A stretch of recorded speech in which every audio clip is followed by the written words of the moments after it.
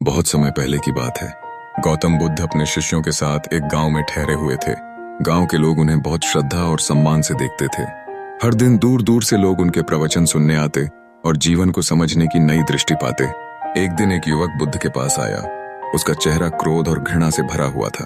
वह चिल्लाया, तुम ढोंगी हो, लोगों को मूर्ख बना रहे हो, तुम्हारी बातों में कोई सच्चाई नहीं है। बुद्ध शांत भाव से उसकी ओर देखते रहे। उन्होंने एक शब्द भी नहीं कहा, न कोई प्रतिक्रिया दी। उनका चेहरा वैसा ही शांत था जैसे किसी गहरी झील का पानी। युवक और अधिक क्रोधित हो गया। वह उन्हें अपशब्द कहने लगा, लेकिन बुद्ध फिर भी मौन रहे। अंततः थक कर वह चला गया। शिष्यों को यह सब देखकर बहुत आश्चर्य हुआ। उनमें से एक ने पूछा, भगवान, आपने उसे कुछ क्यों नहीं कहा? उसने आपको इतना बुरा भला कहा, फिर भी आप शांत रहे। बुद्ध मुस्कुराए और बोले, अगर कोई व्यक्ति तुम्हें कोई वस्तु देता है और तुम उसे स्वीकार नहीं करते, तो वह वस्तु किसकी रहती है? शिष्य ने उत्तर दिया, स्वाभाविक रूप से देने वाले की। बुद्ध ने कहा, बस उसी प्रकार मैं उसके शब्दों को स्वीकार नहीं करता। वे उसके ही पास रह गए। अगर मैं भी प्रतिक्रिया देता तो मैं भी उसी की तरह क्रोध में आ जाता। लेकिन मैं जानता हूं कि क्रोध अग्नि की तरह होता है। यह पहले उसे ही जलाता है जो इसे पकड़े रहता है। शिष्यों ने सिर झुका लिया। उन्हें एक गहरी सीख मिली थी। शांति केवल बाहरी परिस्थितियों से नहीं आती, बल्कि हमारी प्रतिक्रिया से आती है। कुछ दिन बाद वही युवक फिर बुद्ध के पास आया, लेकिन इस बार उसका चेहरा शर्म और पछतावे से भरा हुआ था। उसने बुद्ध के चरणों में गिरते हुए कहा, मैं क्षमा चाहता हूं। मैंने जो किया उसके लिए मैं पश्चाताप में हूं। आपने उस दिन कुछ नहीं कहा, लेकिन आपके मौन ने मुझे बहुत कुछ सोचने पर मजबूर कर दिया। आपकी शांति ने मुझे अंदर तक झकझोर दिया। बुद्ध ने उसे उठाया और कहा, तुमने जो समझा वही सबसे बड़ा परिवर्तन है। क्षमा देना कोई कठिन बात नहीं। जब मन में द्वेष नहीं होता तो क्षमा स्वाभाविक हो जाती है। युवक ने उसी दिन से बुद्ध के साथ रहकर ज्ञान प्राप्त करना शुरू किया और बाद में उनका एक शिष्य बन गया। एक अन्य अवसर पर बुद्ध अपने शिष्यों के साथ एक गांव में भिक्षा लेने गए।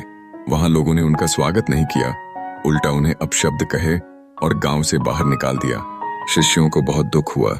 उन्होंने बुद्ध से कहा, भगवान, हमें ऐसे गांव में फिर कभी नहीं आना चाहिए। बुद्ध मुस्कुराए और बोले, अगर कोई किसान अपने खेत में बीज न डाले तो क्या वह फसल पा सकता है? शिष्यों ने उत्तर दिया, नहीं भगवान। बुद्ध ने कहा, फिर चिंता क्यों? हमने वहां केवल करुणा का बीज बोया है। जब समय आएगा वह गांव भी हमारी बात समझेगा। अभी नहीं, पर कभी न कभी।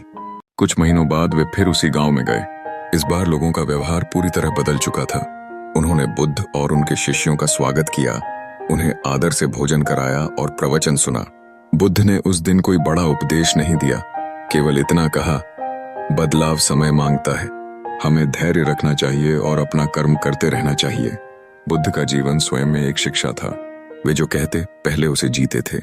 उनके पास कोई चमत्कार नहीं था, लेकिन उनका हर शब्द दिल को छू जाता था, क्योंकि वह अनुभव से आता था। एक बार एक अमीर आदमी उनके पास आया और बोला, मुझे शांति चाहिए। मैं बहुत धनवान हूं, पर मेरी आत्मा अशांत है। बुद्ध ने उसकी ओर देखा और मुस्कुराए, बोले, शांति चाहिए तो मैं और मुझे दोनों को छोड़ दो, शेष केवल शांति ही रह जाएगी। वह व्यक्ति कुछ पल के लिए चुप रहा, फिर पूछा, लेकिन यह कैसे संभव है?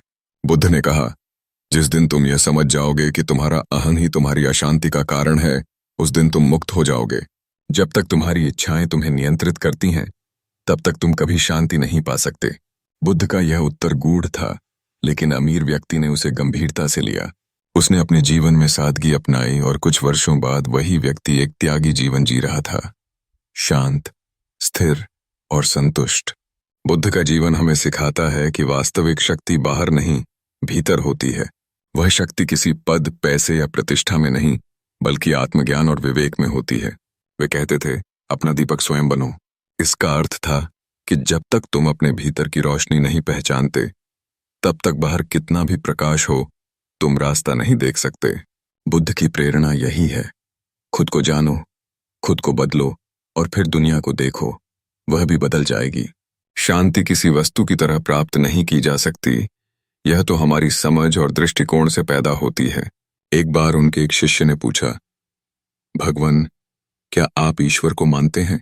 बुद्ध ने कहा, मैं न हाँ कहता हूं न ना, क्योंकि मैं चाहता हूं कि तुम पहले अपने मन को समझो।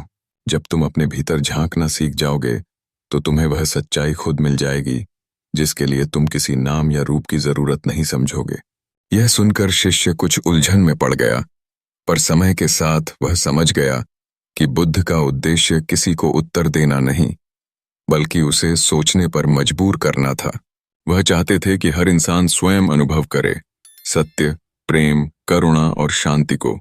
बुद्ध की यही शिक्षाएं आज भी लोगों को प्रेरित करती हैं कि हम बाहर नहीं, भीतर खोजें। हम दूसरों को नहीं, खुद को बदलें। और सबसे महत्वपूर्ण, हम क्षण में जिएं पूर्णता के साथ।